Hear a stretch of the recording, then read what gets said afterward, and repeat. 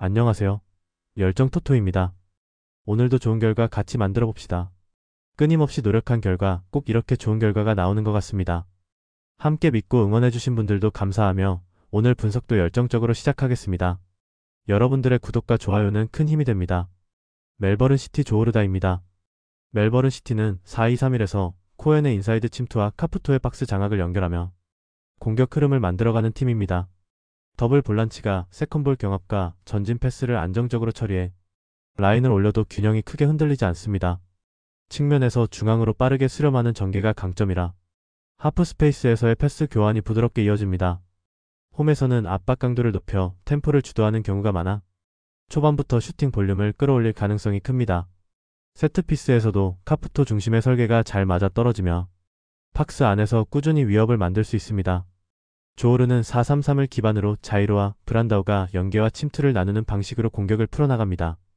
하지만 빌드업 구간에서 멘데즈의 부담이 커 수비 전환 시 중원과 수비 라인 간격이 벌어지는 장면이 자주 나옵니다. 오버래핑이 많은 풀백의 성향 때문에 측면에서 공을 잃으면 뒤 공간이 쉽게 노출되는 단점도 존재합니다. 원정에서는 전개 대신 롱볼 의존도가 높아지고 공격 패턴이 단순해지는 경향이 강합니다. 세트피스에서 제공권은 좋지만 세컨볼 대처가 일정하지 않아 안정감이 떨어진다는 점도 변수입니다. 이 경기는 멜버른 시티의 하프스페이스 점유와 전방 압박이 조오르의 불안한 탈압박 구조를 얼마나 흔드느냐가 핵심입니다. 코엔의 인사이드 침투와 카푸토의 박스 장악이 이어지면 조오르 풀백의 수비 선택지가 제한되며 공간이 자연스럽게 열릴 가능성이 큽니다. 조오르는 롱볼로 몇 차례 빠른 전개를 시도할 수 있지만 전반이 길어질수록 중원 간격이 벌어져 수비 부담이 커질 전망입니다. 특히 멜버른 시티가 압박과 점유를 유지하면 조오르는 수비 시간을 길게 가져가야 해 반격의 질이 떨어질 여지가 있습니다. 전체적인 템포와 공격 설계의 다양성을 고려하면 경기 흐름은 멜버른 시티 쪽이 좀 더 유리하게 흘러갈 가능성이 높아 보입니다. 상하이 상강 FC 서울입니다. 상하이 하이강은 4-2-3-1 기반으로 점유와 빌드업을 안정적으로 가져가려 하지만 풀백이 동시에 올라가는 순간 하프 스페이스가 쉽게 열리는 약점이 드러납니다. 가브리엘 지뉴와 비탈이 템포를 조절하며 전개를 풀어가지만 속도 변화가 줄어들면 박스 근처에서 직선성이 떨어지는 흐름이 나타납니다. 더블 볼란치가 일선을 보호하려 해도 전환 상황에서 간격이 벌어지는 장면이 반복되며 세컨볼 경합을 놓치는 순간 큰 공간을 허용하기도 합니다. 그래서 전방의 개인 기량은 좋지만 전환 국면에서 라인 간격이 흔들리면 경기의 주도권을 쉽게 넘길 위험이 있습니다. FC 서울은 4-4-1-1을 바탕으로 중원 간격을 유지하며 탈압박 이후 전환 속도로 승부를 노리는 팀입니다. 안데르손이 중앙에서 측면 하프 스페이스로 대각 침투를 가져가며 흐름을 만들고 그 틈 사이로 조영욱이 뒷공간을 파고드는 패턴이 반복됩니다. 문선민은 전환 상황에서 직선적인 스프린트로 템포를 끌어올리고 두 줄 수비는 압박을 버틴 뒤 빠르게 앞으로 연결하는 구조가 안정적입니다. 세컨볼 경합 이후 두 번째 패스가 정확해 전환 국면에서 상대의 균형을 흔드는 장면을 자주 만들어낼 수 있는 팀입니다. 이 경기는 점유 중심의 상하이 하이강과 전환 효율성을 중시하는 FC 서울의 상성이 뚜렷한 매치업입니다.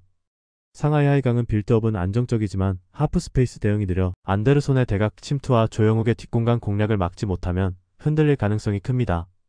FC 서울은 탈압박 이후 템포를 끌어올리는 흐름이 강해 상하이 하이강의 라인 간격이 벌어지는 순간마다 날카로운 전환을 만들어낼 수 있습니다. 세컨볼 싸움에서도 서울이 우위를 잡는 시간이 길어지면 경기 주도권은 점유율과 무관하게 서울 쪽으로 기울 전망입니다. 종합하면 전술적 상성과 전환 효율성을 고려했을 때 FC 서울이 한두 번의 침투로 경기 흐름을 가져갈 가능성이 더 높은 흐름입니다. 강원FC 마치다입니다. 강원은 4-4-1을 기반으로 중원과 측면을 함께 활용하며 서민우가 후방에서 탈압박과 방향 전환으로 경기 흐름을 잡는 팀이며 서민우의 첫 패스가 성공하는 순간 김대원이 측면과 하프 스페이스를 오가며 전진하고 김건희는 등지는 포스트 플레이로 공격 연결을 도우며 이 패턴은 컷백과 세컨볼까지 연속 슈팅으로 이어져 공격 흐름이 쉽게 끊기지 않으며 수비에서는 포백 간격을 크게 깨지 않으면서도 중앙 한 명이 전진 압박을 찍어주며 안정적인 구조를 유지하고 춘천송암 스포츠타운 환경에 대한 적응력도 좋아 세세한 요소까지 경기 집중도를 흡수하며 전환만 원활히 이뤄지면 마치다의 높은 라인 뒷공간을 반복적으로 공략할 수 있는 구도를 갖추고 있습니다. 마치다는 3-4-3을 앞세워 전방부터 압박을 강하게 가져가지만 라인이 높아 하프스페이스 뒷공간이 쉽게 흔들리는 단점이 있으며 후지오가 박스 안에서 원터치 마무리를 노리고 소마와 시모다가 측면과 이선 침투로 마무리를 더하지만 압박이 끊기는 순간 수비 라인이 동시에 조정되지 않아 상대 전진 패스를 허용하는 장면이 자주 나오며 원정에서는 잔디 상태와 경기장 동선 차이 등 환경 적응 문제가 작게나마 영향으로 나타날 수 있고, 후반 60분 이후 압박 강도가 떨어지면 공간이 넓어져 위험 부담이 커지며, 전체적으로 초반 강한 압박 의도는 뚜렷하지만 시간이 흐를수록 리스크가 늘어나는 구조입니다. 이 경기는 강원의 후방 플레이메이킹과 마치다의 전방 압박이 충돌하는 흐름이며, 서민우가 탈압박 흐름을 잡는 순간 김대원의 전진과 김건희의 포스트 패턴이 자연스럽게 이어지고, 마치다가 높은 라인을 유지하는 구간에서는 하프 스페이스 뒷공간이 반복적으로 열릴 가능성이 크며, 반면 마치다는 압박이 끊기면 라인 조정이 뒤늦어 강원의 측면 침투가 위력적으로 살아날 수 있고, 원정 적응도와 후반 체력 하락까지 더해지면 라인 간격이 벌어지는 흐름이 길어질 수 있으며, 세컨볼 주도권에서는 강원이 조금 더 안정적인 구조를 갖고 있어 경기 흐름 전체가 강원 쪽으로 기울 가능성이 높습니다.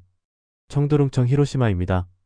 청두는 5-4-1로 중앙 밀도를 우선하며 펠리페를 향한 롱볼과 세컨볼 연결을 중심으로 공격을 전개하며, 펠리페는 포스트에 강하지만 지원이 늦으면 쉽게 고립되고, 4-5는 하프스페이스 침투로 만들어진 공간을 활용해 슈팅 각을 만들며, 호물로는 킥력과 전환 패스로 흐름을 잇지만 3센터백의 발밑 불안으로 압박을 받으면 빌드업 실수 위험이 커지고, 윙백이 무리하게 전진하는 순간 측면 채널이 열리며 하프 스페이스가 한 번에 흔들리는 장면도 자주 나타나며, ACL 병행으로 후반 체력과 간격 관리가 떨어지는 흐름이 반복되고 세컨볼 집중도까지 흔들리는 구간이 길어지는 편이며, 전체적으로 수비 밀도는 높지만 전방 전개가 단조로워 상대 압박이 강해질수록 공격 선택지가 줄어드는 구조를 갖고 있습니다. 청두는 5-4-1로 중앙 밀도를 우선하며 펠리페를 향한 롱볼과 세컨볼 연결을 중심으로 공격을 전개하며, 펠리페는 포스트에 강하지만 지원이 늦으면 쉽게 고립되고, 4-5는 하프스페이스 침투로 만들어진 공간을 활용해 슈팅 각을 만들며, 호물로는 킥력과 전환 패스로 흐름을 잇지만 3센터백의 발밑 불안으로 압박을 받으면 빌드업 실수 위험이 커지고, 윙백이 무리하게 전진하는 순간 측면 채널이 열리며 하프스페이스가 한 번에 흔들리는 장면도 자주 나타나며, ACL 병행으로 후반 체력과 간격 관리가 떨어지는 흐름이 반복되고 세컨볼 집중도까지 흔들리는 구간이 길어지는 편이며, 전체적으로 수비 밀도는 높지만 전방 전개가 단조로워 상대 압박이 강해질수록 공격 선택지가 줄어드는 구조를 갖고 있습니다.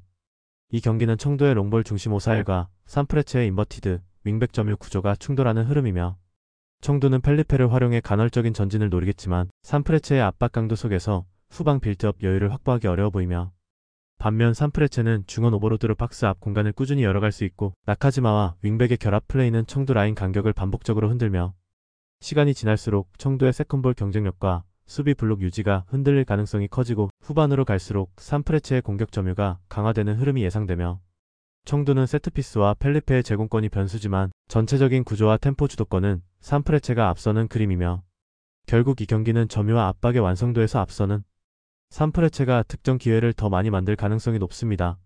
이런 분들 꼭 말 걸어주세요. 영상에 보이는 거와 같이 4가지 중 한 가지라도 해당되면 힘드실 수도 있으니 부담 갖지 마시고 아래 고정 댓글로 말 걸어주시면 됩니다. 웃으면서 재밌게 베팅합시다. 세파한 아루세인입니다. 세파한은 4-3-3 기반으로 이란 프로리그 특유의 강력한 피지컬과 힘있는 축구를 구사합니다. 홈구장 나슈의 자한 스타디움은 7만 관중과 고지대 특성으로 원정팀에 부담을 주는 강력한 무기입니다. 기복이 있지만 세트피스와 공격 압박에서 위력을 발휘하며 홈에서 총력전을 펼칠 준비가 되어 있습니다. 아로세이는 요르단 팀으로 2승을 기록하며 시조 1위를 달리고 있습니다. 탄탄한 수비 조직과 실리적인 역습 전개가 강점이며, 원정에서는 무리하지 않고 상대의 빈틈을 노리는 전략을 구사합니다. 특별한 스타 플레이어는 없지만 계산된 경기 운영으로 승점을 관리하는 능력이 뛰어납니다. 경기는 조 16강 진출을 가르는 중요한 승점 6점 매치입니다. 세파하는 홈에서 선두 탈환을 위해 강한 압박과 세트피스를 활용한 공격을 펼칠 전망입니다. 반면 아루세이는 템백에 가까운 두터운 수비벽을 세우고 무승부라도 확보해 순위를 지키려 할 가능성이 높습니다. 전체적인 흐름은 세파한이 주도권을 잡고 초반부터 공세를 시도하며 홈 2점을 살려 승리를 노리는 그림이 예상됩니다. 알와흐다 알사드입니다. 알와흐다는 4-3-3을 기반으로 중원에서 템포를 조절하며 측면과 하프 스페이스를 활용한 전환 속도의 강점을 가진 팀입니다.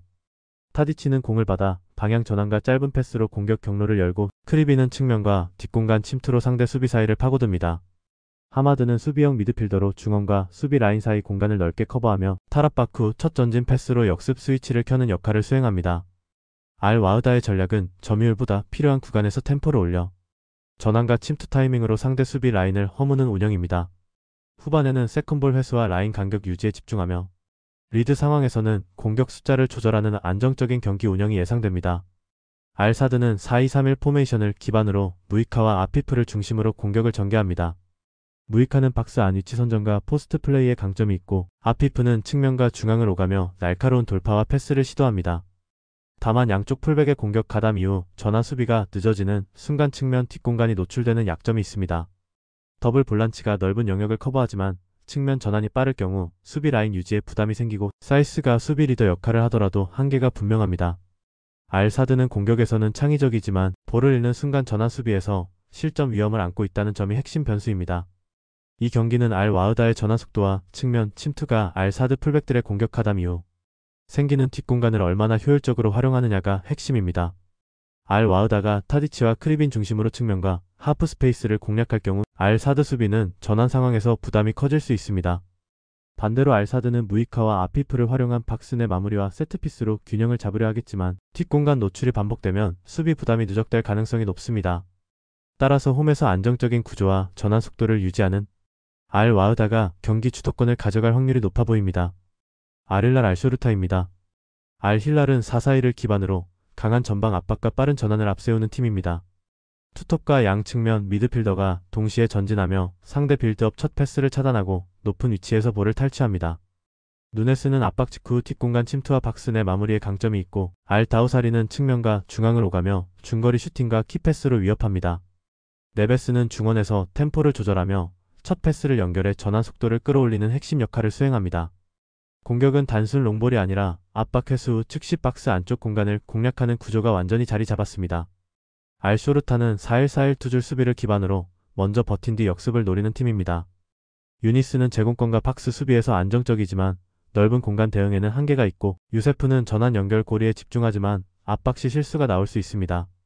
알마와스는 측면 돌파와 컷인으로 역습을 시도하지만 전방 지원이 제한적이어서 슈팅으로 이어지지 않는 경우가 많습니다. 후방 빌드업은 강한 압박을 받을 때 불안하며 전환 국면에서 수비 라인이 쉽게 벌어질 위험이 존재합니다. 경기는 알힐랄의 강도 높은 전방 압박과 빠른 전환이 알쇼르타의 라인 내림 버티기와 역습 패턴과 충돌하는 양상입니다. 알힐랄은 압박 직후 누네스와 알다우사리를 중심으로 페널티 박스 안쪽 공간을 빠르게 공략하며 주도권을 가져갈 가능성이 높습니다. 알쇼르타는 세트피스와 역습으로 한두 차례 찬스를 만들 수 있으나 전방 지원 제한과 빌드업 취약으로 후반으로 갈수록 실점 위험이 커집니다. 결국 전환 속도와 압박 완성도에서 알힐랄이 우위를 가져가며 경기 주도권을 쥐고 흐름을 끌어갈 가능성이 높아 보입니다. 구독자 및 시청자분들 오늘 하루도 의미있는 배팅해봅시다. 구독과 좋아요, 알림 설정 부탁드리며 조합이 힘드신 분들은 아래 고정 댓글로 말 걸어주시면 무료로 최종 조합 공유해드립니다. 모두 감사합니다.